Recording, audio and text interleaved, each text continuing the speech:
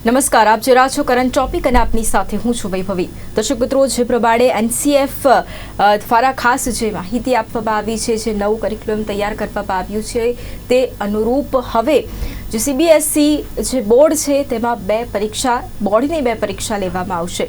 ચોક્કસપણે ઘણા લોકોમાં ઘણી બધી મૂંઝવણ હશે, તેની સાથે સાથે જ ઘણા બધા પ્રશ્નો પણ હશે કે કઈ રીતે આ પરીક્ષા લેવામાં આવશે, અને તેની સાથે સાથે જ અત્યારે આપણે એક વખત બોર્ડની પરીક્ષા આપી રહ્યા છે. હવે બે વખત જ્યારે બોર્ડની પરીક્ષા આપીશું તેનાથી ટીચર્સ, સ્ટુડન્ટ્સ અને સાથે વાલી એમની ઉપર પણ શું અસર પડવાની છે, તેના વિશે આજે ખાસ ચર્ચા કરવાની છે. ચર્ચા માટે મારી સાથે અત્યારે જોડાઈ ગયા છે ડોક્ટર સાગર પડિયા, કે જેઓ શિક્ષણવિદ છે, સાથે જ ધ્રુવિલ મહેતા આપણી સાથે જોડાઈ ગયા છે, જેઓ પણ શિક્ષણવિદ છે. આ બંનેનું સ્વાગત છે ચર્ચામાં. સૌથી પહેલા તો સાગરભાઈ, આગળ કઈ બીજી વાત કરીએ પહેલા થોડું આને ડિટેલમાં સમજવા માંગીશું, કારણ કે જાહેરાત કરવામાં આવી ગઈકાલે અને ઘણા લોકોના મનમાં, સ્પેશિયલી જે સ્ટુડન્ટ્સ અને વાલીઓ, આ બધાના મનમાં કન્ફ્યુઝન હશે કે બોર્ડની પરીક્ષા બે વખત કઈ રીતે લેવામાં આવશે. એના વિશે થોડું પહેલા સમજવું છે. હવે બોર્ડની જ્યારે બે પરીક્ષા લેવાની છે એનો સમય જે છે એ બોર્ડ દ્વારા નક્કી કરવામાં આવશે. આ એક ટર્મિનલ એક્ઝામ નથી, આ બોર્ડની બે પરીક્ષાઓ છે, એટલે સ્ટુડન્ટ્સ અને વાલી બંને એ પ્રમાણે જ તૈયાર થવું જરૂરી છે. અને જ્યારે આપણે શિક્ષકોની વાત કરીએ છીએ તો સ્કૂલ એ પણ એક એનો એક મેઇન રોલ અહીંયા ભજવવાનો થાય, કારણ કે એ લોકોએ પણ પેપર સેટ કરવાના. તો જ્યારે પણ સ્ટુડન્ટ્સ તૈયારી કરતા હશે ત્યારે એ લોકોએ એ રીતે આખા અભ્યાસક્રમને ધ્યાન આપવાનું છે, એ રીતે ધ્યાન દોરવાનું છે કે જેથી એ લોકો બંને એક્ઝામ માટે ઇક્વલી પ્રિપેર થાય અને પોતાનું પરફોર્મન્સ આપી શકે. એટલે જે પ્રમાણેનો એમનો દેખાવ હશે એ જ રીતે એમનું કાઉન્ટિંગ પણ થવાનું છે. એટલે જવાબદારી બંને પક્ષે વધી રહી છે, સ્કૂલ તરફથી પણ અને વિદ્યાર્થીઓ તરફથી પણ, અને સાથે સાથે વાલીઓએ એક ત્રીજી મહત્વની ભૂમિકા એમને સહાયરૂપ બનવાની છે. તો આ રીતે જે એક્ઝામ છે એ કન્ડક્ટ કરવામાં આવી શકે છે. બિલકુલ. અને ધ્રુવીલભાઈ, જે પ્રમાણે અત્યારે સાગરભાઈએ વાત કરી કે જવાબદારી સ્કૂલની પણ એટલી જ મોટી રહેવાની છે, એટલે હવે ખાસ જ્યારે બે વખત બોર્ડની પરીક્ષા લેવાની છે ચોક્કસપણે, પરંતુ અત્યારે આપણે અનુમાન જ લગાવી શકીએ કે કઈ રીતે થઈ શકે. બીજું તો આગળ જાહેરાત થશે, માર્ગદર્શિકા બહાર પડશે ત્યારે આપણને ખ્યાલ આવશે કે અચ્છા કઈ રીતે લેવાની છે. પરંતુ અત્યારે જો અપ્રોક્સ આપણે કોઈ આઈડિયા લગાવીએ, કારણ કે જનરલી માર્ચ મહિનામાં પરીક્ષા બોર્ડની લેવાતી હોય છે, જૂન જુલાઈ સુધીમાં તેનું રિઝલ્ટ પણ આવી જતું હોય છે. જો બે વખત પરીક્ષા લેવાય તો કેવી રીતે થઈ શકે છે? હા, એટલે પહેલાં તો આમાં કેવું છે, કાલે જે નોટિફિકેશન આવ્યું તો એ અગર જોવા જાય તો 2024 એવું લખેલું છે.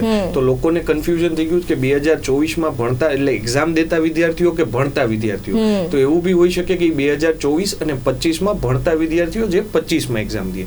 બીજી વસ્તુ, નોટિફિકેશનમાં 10મા માટે એવું કોઈ ખાસ સૂચન નથી. વાત કરીએ છીએ 11-12ની, તો આની પહેલા બી સીબીએસઈએ કોવિડ દરમિયાન 2 વાર એક્ઝામ લીધેલી છે, જે ટર્મ્સના ફોર્મમાં લીધી હતી, ટર્મ 1 અને ટર્મ 2. હવે આમાં બે ઓપ્શન થઈ શકે કે સીબીએસઈ આ વખતે બી સેમ કરી શકે, પણ એના માટેનો હવે સમય વયો ગયો છે. એટલે આ વખતના 12માના સ્ટુડન્ટને કોઈ આનું મતલબ પ્રોબ્લેમ થશે નહીં. જે નેક્સ્ટ યર અપકમિંગ, જે અત્યારના 11thમાં છે કે 10thમાં છે, એમના માટે આ એપ્લાય થઈ શકે. સેકન્ડ વસ્તુ, બીજું સીબીએસઈ શું કરી શકે, જાન્યુઆરીમાં ફર્સ્ટ ટર્મ લઈ શકે અને એપ્રિલમાં સેકન્ડ ટર્મ લઈ શકે. એ કદાચ આજે કોમ્પિટિટિવ એક્ઝામ ને પ્રેપકાટ એક્ઝામ્સને ધ્યાનમાં રાખીને વિચાર્યું હોય. અને આનું અગર મેઇન આપણે જોવા જઈએ તો એનઈપી 2020 જે 2020થી લાગુ કરવાની વાત હતી, જે લોન્ચ થઈ હતી, જે કોવિડ દરમિયાન કોવિડ કાળમાં ના થઈ શકી, એને લીધે નાના મોટા જે ફેરફારો છે જે યુનિવર્સિટી લેવલે કાલના નોટિફિકેશન પછી હવે સ્કૂલ લેવલે થતા જોવા મળે છે. તો આ વન ઓફ ધ એનઈપીના જ ફેરફાર છે, જે એનસીએફ ને એનઈપીના જે ફેરફાર કહી શકે એની જ અંતર્ગત છે. બીજી વસ્તુ, જો આમાં હું એડ ઓન કરું, બરોબર છે કે ભાઈ 10માના છોકરાઓ માટે આ નોટિફિકેશન બહુ ખાસ કંઈ માન્ય નથી રાખતું, એમના ફ્યુચર માટે, એટલે કે 11th અને 12th માટે. હવે વાત રહી સ્કૂલની, તો સ્કૂલે 11thની એક્ઝામ સ્કૂલે પોતે લેવાની હોય છે, તો સ્કૂલે પોતાની રીતે એવી રીતના જ કરિક્યુલમ તો ના કહી શકાય, બટ એક્ઝામ પેટર્ન એવી રીતની ડિઝાઇન કરી લેવી જોઈએ કે જે 12thને અનુલક્ષી કે અનુરૂપી હોય, બરોબર, જેનાથી છોકરાઓને 11મામાં જે પ્રેક્ટિસ થઈ જાય, ટીચર્સને બી પ્રેક્ટિસ થઈ જાય, સ્કૂલને બી પ્રેક્ટિસ થઈ જાય અને 12thમાં એ હેલ્પ આઉટ થઈ શકે. બિલકુલ. સાગરભાઈ, આમ જ્યારે 10th કે 12th કોઈ પણ બોર્ડની પરીક્ષા હોય અને વિદ્યાર્થી એક બે વિષયમાં ફેલ થયો હોય તો તેને એક ચાન્સ મળે છે કે જેથી તેનું વર્ષ ન બગડે. પણ અહીંયા થોડું એટલા માટે સમજવું પડે છે, કારણ કે પ્રશ્ન ચોક્કસપણે ઘણા બધાના મનમાં હોય કે બે એક્ઝામ શા માટે, એની પાછળનું શું મુખ્ય કારણ આપના મતે હોઈ શકે છે? કારણ કે એક બે વિષયમાં ફેલ જે વિદ્યાર્થી થાય છે તેને ચાન્સ તો આમ પણ જનરલી મળતો જ હોય છે, તો પછી બીજી વખત પરીક્ષા લેવાનું કારણ કોઈ જે આપને લાગતું હોય? હવે આમાં એવું છે કે જે એક્ઝામિનેશન લેવાની છે 2 વખતે એ એટલા માટે લેવામાં આવી છે કે નેશનલ એજ્યુકેશન પોલિસીમાં જે પ્રમાણે કહ્યું હતું કે 2 વાર એક્ઝામ જો માળખું એ રીતે બનાવી શકાય તો વિદ્યાર્થીઓને એનો ફાયદો થાય.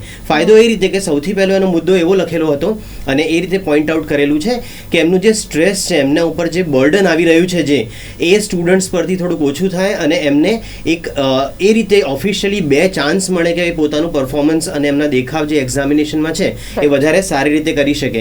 બીજી, આ બંને જ્યારે બોર્ડની પરીક્ષા હશે ત્યારે સ્ટુડન્ટ્સ ને એક એ મેન્ટલ અપ્રોચ સાથે એ લોકો અપિયર થશે એક્ઝામિનેશનમાં કે આપણી જોડે 2 ચાન્સ છે અને જ્યારે પણ 2 વિકલ્પ મળતા હોય ત્યારે જે સ્ટુડન્ટ છે અથવા કોઈ પણ વ્યક્તિ હોય હંમેશા એક ડિવિઝનના ફોર્મમાં જ એ પ્રદર્શન કરતા હોય. તો આ રીતે એમને એક ફાયદો થઈ શકે છે. બીજી વસ્તુ કે જે સિલેબસ 2 ભાગમાં વહેંચાશે એટલે એ લોકોને એક ધ્યાન એ કઈ રીતે રાખશે એનું પણ એક એમને ફાયદો થઈ શકે છે, જેથી કરીને આખો સિલેબસ જે ડિવાઈડ કરી શકાય અને એમને બહુ ભારણ ના આવે, એટલે કે જે એમને મેન્ટલ સ્ટ્રેસ પડે છે એ પણ એ ઓછો કરી શકે છે ઘણા અંશે. બિલકુલ. પણ ધ્રુવીલભાઈ, અહીંયા જે પ્રમાણે સાગરજીએ વાત કરી, આમ એક જ વખત બોર્ડની પરીક્ષા આપવાની હોય અને એ પહેલાં વિદ્યાર્થી જ્યારે આમ કહેવાય કે 8મા ધોરણમાં આવે છે અને જ્યારે અડધું એનું 8th સ્ટેન્ડર્ડ પડતું હોય ને ત્યારથી જ એને એક પ્રેશરાઇઝ કરવામાં આવે છે કે ભાઈ હવે બોર્ડની પરીક્ષા આપવાની છે, હવે તૈયાર થવું પડશે, બોર્ડની એક્ઝામ માટે તૈયાર થવું પડશે. એટલે અને એ 9મું આખું જે ધોરણ હોય તો બોર્ડની પરીક્ષાના પેલા પ્રેશરમાં જ જતું રહેતું હોય છે કે આવતા વર્ષે હવે બોર્ડની પરીક્ષા છે. કેટલાય વિદ્યાર્થીઓ તો એવા હોય છે કે જે 9મા ધોરણની તૈયારી ઓછી, 10મા ધોરણની વધારે, એ પ્રમાણે પ્રિપેરેશન કરવા લાગતા હોય છે. પણ હવે જ્યારે 2 વખત એક્ઝામ લેવાની છે એટલે કેટલું પ્રેશર ઊભું થશે? સૌથી પહેલાં વિદ્યાર્થીઓની વાત કરીશું. વિદ્યાર્થીઓ ઉપર શું ખરેખર પ્રેશર ઊભું થશે? કારણ કે આપ બંને વિદ્યાર્થીઓને ખૂબ સારી રીતે આપ ઓળખો છો, તેમની સાથે વધારે ટાઈમ આપ રહો છો, એટલે એમની માનસિકતા આપને બહુ સારી રીતે ખ્યાલ છે. એટલે શું વિદ્યાર્થીઓ ઉપર વધારે પ્રેશર ઊભું થશે આનાથી?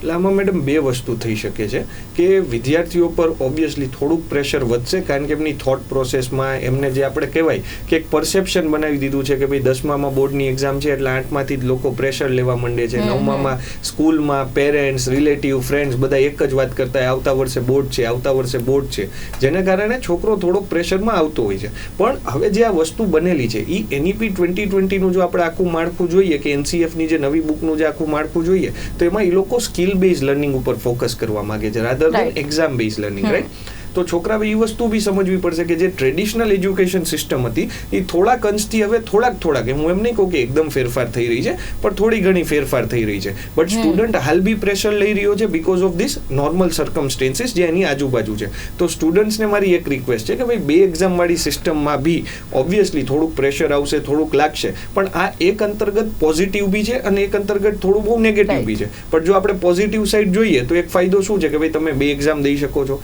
2માંથી કોઈનો બેસ્ટ સ્કોર તમે મતલબ એપ્લાય કરી શકો છો આગળ માટે. બીજું 11th-12thમાં જે તમારું મેઇન કેરિયરનું વર્ષ છે કે જે 11th-12thના બેઝિસ ઉપર તમારી જિંદગી ઘડાય કે બને, બરોબર છે? તો ત્યાં તમારે બેઝિકલી એવું નથી કરવાનું કે ભાઈ કોઈ સ્ટ્રીમ સિલેક્શન કે ભાઈ મેં સાયન્સ જ લીધું છે, મેં કોમર્સ જ લીધું છે, મેં હ્યુમાનિટીઝ જ લીધું છે, પણ હું મારા રસના વિષય જેને મારે આગળ ભણવું છે, જેને મારે આગળ એમાં મતલબ આગળ વધવું છે કે કંઈક સ્કિલ્સ કરવી છે કે લાઈફમાં વધવું છે, તો એ વસ્તુની એક્ઝામ્સ દેવાના છે. તો કદાચ આ રસની એક્ઝામ બની શકે જો પોઝિટિવલી જોવા જઈએ.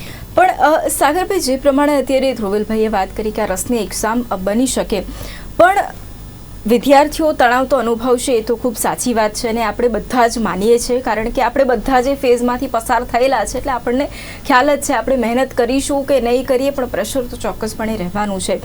પણ સાગરભાઈ, અહીંયા બીજો એક પ્રશ્ન એ ઊભો થાય છે કે વિદ્યાર્થી કોઈ પણ પ્રથમ વખત ચલો ટ્રાયલ એણે આપ્યો અને કદાચ એટલા સારામાં, આમ તો જે સારો સ્કોર હોય એ પછીથી ગણવામાં આવશે, પણ એમાં શું વિદ્યાર્થીનો સ્કોર બંને ટાઈમ સારો ના આવે એટલી મહેનત હોવા છતાં પણ શું આત્મવિશ્વાસ ડગમગશે આનાથી, એવું આપને લાગે છે? એક માણસનું આપણું જે મેન્ટાલિટી છે, એક મગજ છે અને માનસિકતા આપણી જે રીતે તૈયાર થઈ ગઈ છે એ પ્રમાણે આપણે જ્યારે પણ કોઈ એક્સપેક્ટેશન હોય, સમાજની હોય કે પેરેન્ટ્સની હોય, ત્યારે આપણે હંમેશા પ્રેશરાઇઝ તો અનુભવ કરતા જ હોઈએ છીએ.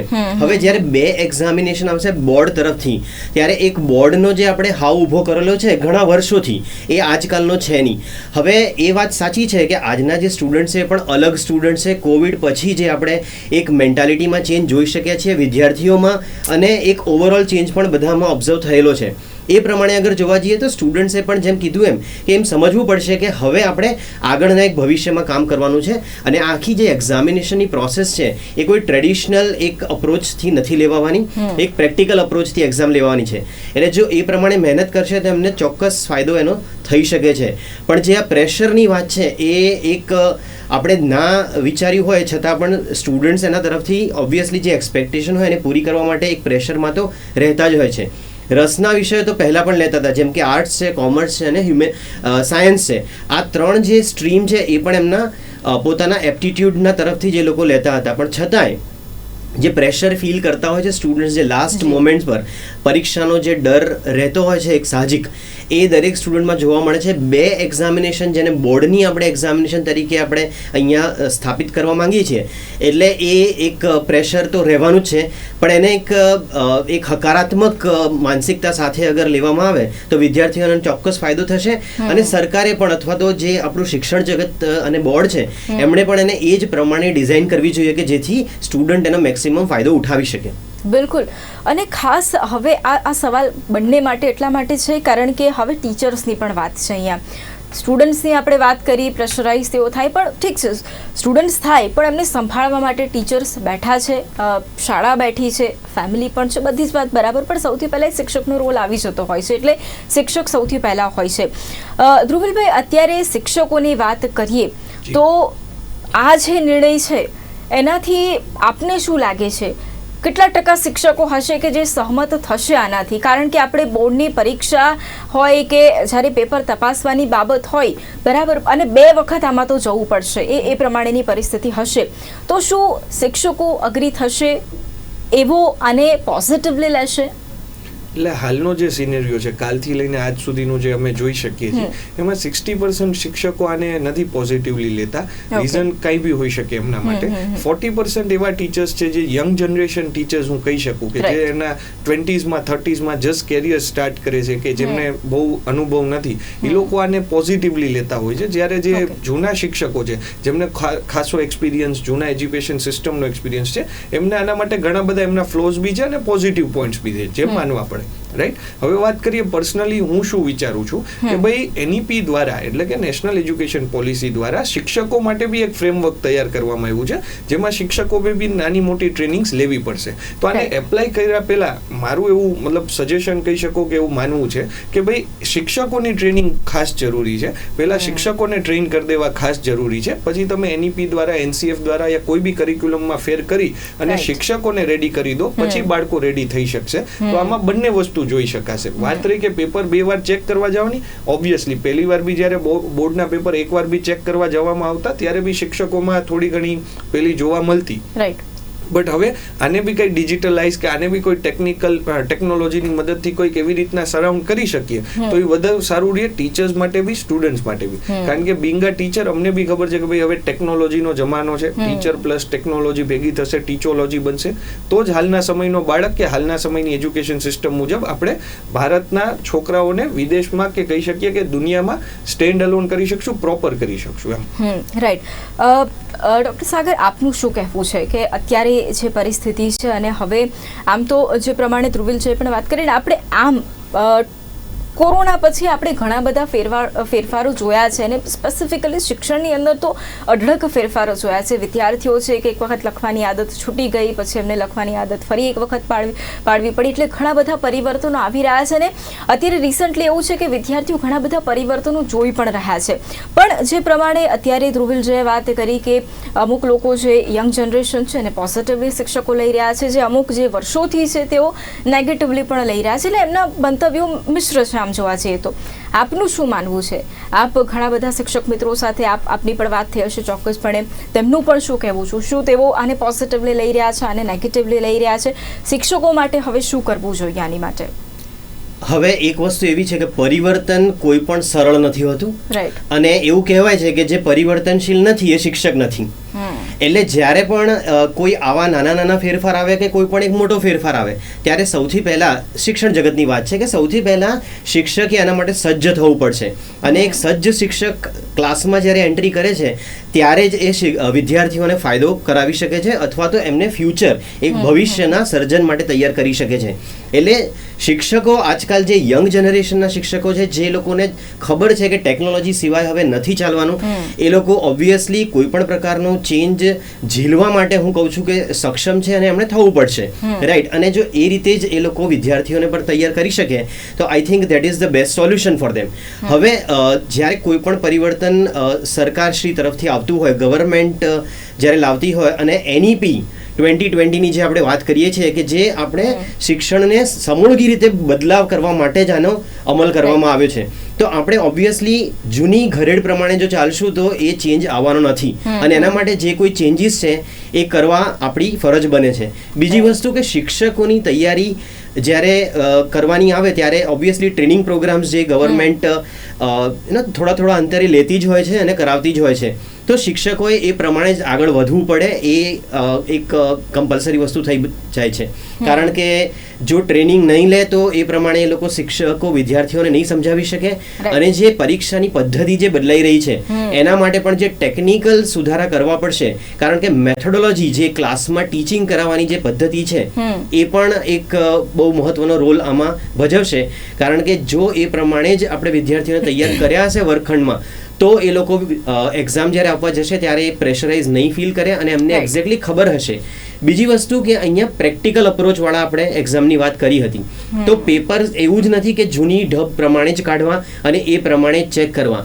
તો જે પહેલાંની સિસ્ટમ પ્રમાણે એકવાર બોર્ડના પેપર ચેક કરવા જવામાં અમુક વાર આપણને શિક્ષકોની પણ કમી રહેતી હોય છે અમુક સંજોગોમાં, પણ અહીંયા કદાચ એવું પણ બની શકે અથવા તો એવી પણ એક સિસ્ટમ આપણે અપ્લાય કરી શકીએ કે જ્યાં પૂરી એસેસમેન્ટ પ્રોસેસ છે એને આપણે એક અલગ એંગલથી જોઈએ અને એ રીતે જો એસેસમેન્ટ કરી શકાય વિદ્યાર્થીઓનું કે પેન એન્ડ પેપર પર જ નહીં કે ડિજિટલ મીડિયમથી કરો અથવા તો પ્રેક્ટિકલ અપ્રોચથી એમનું જો એસેસમેન્ટ થાય તો એ પ્રક્રિયાને પણ આપણે ઘણી અંશે ટેકલ કરી શકીએ એવા છીએ. તો શિક્ષકો અને વિદ્યાર્થીઓ બંને સાઈડથી સજ્જતાની જરૂર પડશે.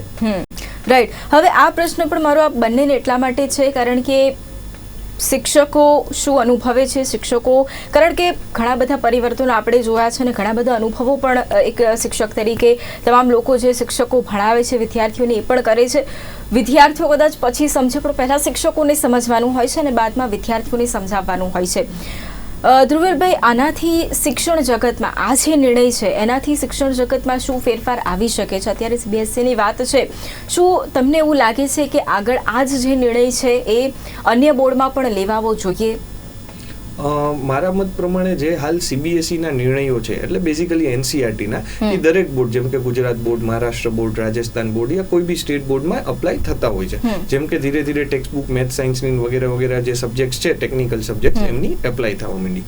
તો હવે વાત કરીએ કે ભાઈ જો ગુજરાત બોર્ડમાં કે કોઈ બી સ્પેસિફિક બોર્ડમાં આ જો અપ્લાય થાય તો એના પ્રોઝ અને કોન્સ છે ઓબ્વિયસલી, પણ વસ્તુ કેવી છે કે ભાઈ જો અગર ગુજરાત બોર્ડમાં બી આ સેમ પેટર્ન એપ્લાય થાય છે, જો CBSE આને કન્ફર્મ કરે છે, એકદમ પ્રોપર કરી દે છે, તો દરેક સ્ટેટ બોર્ડમાં મારા મતે આ પેટર્ન થઈ જ જવી જોઈએ એપ્લાય. રીઝન બિંગ કે શું છે કે તો સ્ટુડન્ટ જે છે એને પ્રોપર દરેક કોઈ બી બોર્ડને ઓલું નહીં રહી એમ કે ભાઈ હું ગુજરાત બોર્ડમાં ભણું છું, CBSEમાં ભણું છું, ICSEમાં ભણું છું કે હું રાજસ્થાન બોર્ડથી છું, અથવા જે કોમ્પિટિટિવ પ્રેપકાર્ટ એક્ઝામ્સ છે જેમની IIT, JEE, NEET, ફાઉન્ડેશન્સ વગેરે વગેરે યા કોઈ CA ફાઉન્ડેશન ભણતો હોય યા કોઈ બી એક્ઝામ્સ, ઓલિમ્પિયાડ્સ, રાઈટ, તો એને પ્રોપર રીતે કહી શકાય કે ગાઈડ કરી શકાશે, પ્રોપર રીતે એને ટાઈમ મળી શકશે. તો જો અગર CBSE આ નિર્ણય લેતો હોય છે તો મારું તો મંતવ્ય છે કે ભાઈ દરેક સ્ટેટ બોર્ડે બી આને પોતાની રીતે હાઇપર લોકલ રીતે પોતાના સ્ટેટ મુજબ આનો નિર્ણય લેવો જોઈએ. હા, એમાં ઘણા અંશે એવું બી બની શકે કે જેમ કે ઘણા સ્ટેટમાં વેધર કન્ડિશન્સને લીધે એક્ઝામ્સ આગળ પાછળ હોતી હોય છે, જેમ કે સ્ટેટ ઓફ કાશ્મીર, રાઈટ,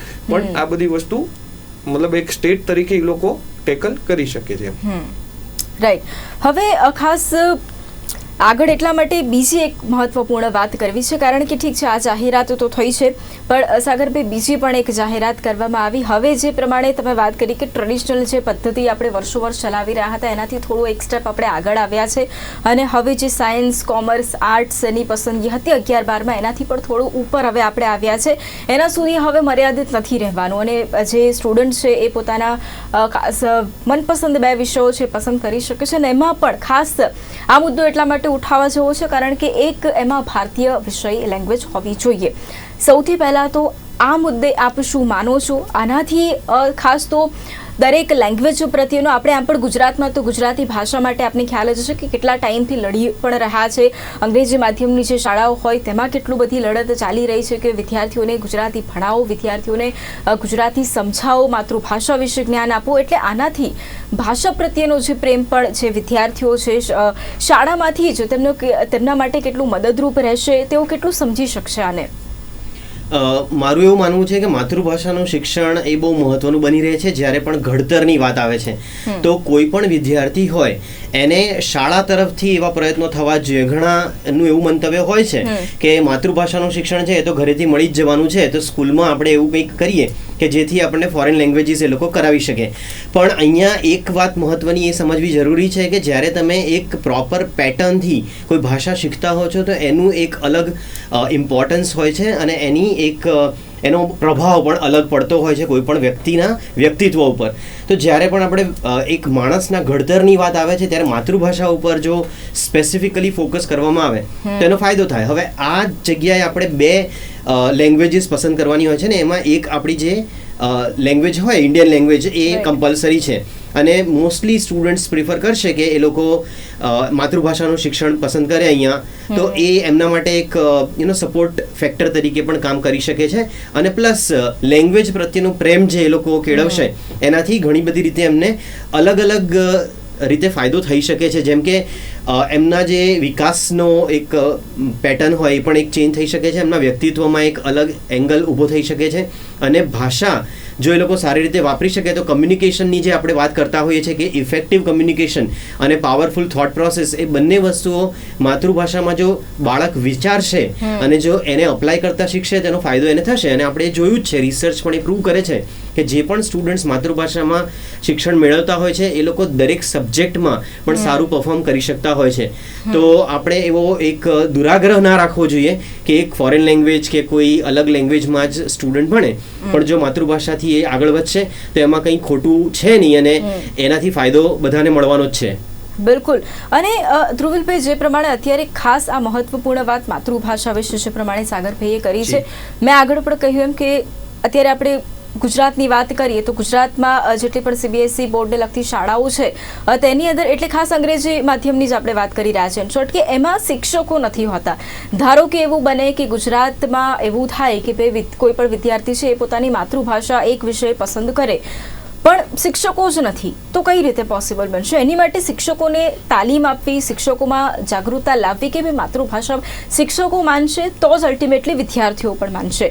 પરંતુ જે અંગ્રેજી ભાષાનું ચલણ છે તેનો વિરોધ નથી, પણ જો માતૃભાષાને પણ એટલું જ પ્રાધાન્ય આપવાનું હોય, જે પ્રમાણે સાગરભાઈ વાત કરી કે જો ચાન્સ મળે વિદ્યાર્થીઓને તો એ પોતાની માતૃભાષાને જ પહેલા ચાન્સ આપશે.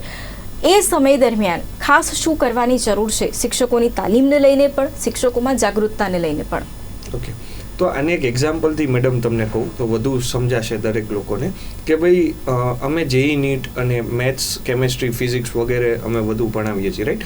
તો ત્યાં બહુ બધા પેરેન્ટ્સ આવે કે સર આને હજી ક્વેશ્ચન નથી આવડતો. મેથ્સમાં બહુ આવું થાય કે સર આને ક્વેશ્ચન નથી સમજાતો, આનું મેથ્સ બહુ વીક છે આજના છોકરાનું, બરાબર? તો અમે ઘણીવાર કહેતા હોય સાહેબ આનું મેથ્સ વીક નથી, આનું કાં ગુજરાતી વીક છે કાં ઇંગ્લિશ વીક છે, કારણ કે એ ક્વેશ્ચનને સમજી નથી શકતો, બરાબર? હવે આ ભૂલ શરૂ થઈ છે સ્ટાન્ડર્ડ ફર્સ્ટથી, કારણ કે એની લેંગ્વેજને બહુ આપણે પ્રાયોરિટી દીધી જ નથી અત્યાર સુધી. અત્યાર સુધી કેવું છે કે ભાઈ કોઈ બી regional language, Hindi, Gujarati, Sanskrit, English, તો આપણે જેટલા મુખ્ય વિષય છે એમાં 4ને જ ગણીએ છીએ, 3ને ગણતા જ નથી. તો હવે એ સમય આવ્યો છે કે જ્યારે આ ત્રણેય મતલબ જે આની પછી કે ભાઈ તમે કોઈ બી એક ફોરેન લેંગ્વેજ શીખો. ઇંગ્લિશ ઓબ્વિયસલી ફોરેન લેંગ્વેજ જ કહેવાય, એ આપણી રિજનલ લેંગ્વેજ નથી, ઇન્ડિયન લેંગ્વેજ નથી. અને કોઈ માણસ પોતાની લેંગ્વેજમાં જ સરસ વિચારી શકે છે. આજે હું કે તમે ઇંગ્લિશમાં જેટલું વિચારી શકીએ ને એના કરતાં ગુજરાતીમાં વધુ સરસ વિચારી શકશો, કે કોઈ બી રાજસ્થાન વાળો માણસ મારવાડી કે એમની રાજસ્થાની લિપિમાં વધારે સરસ વિચારી શકશે.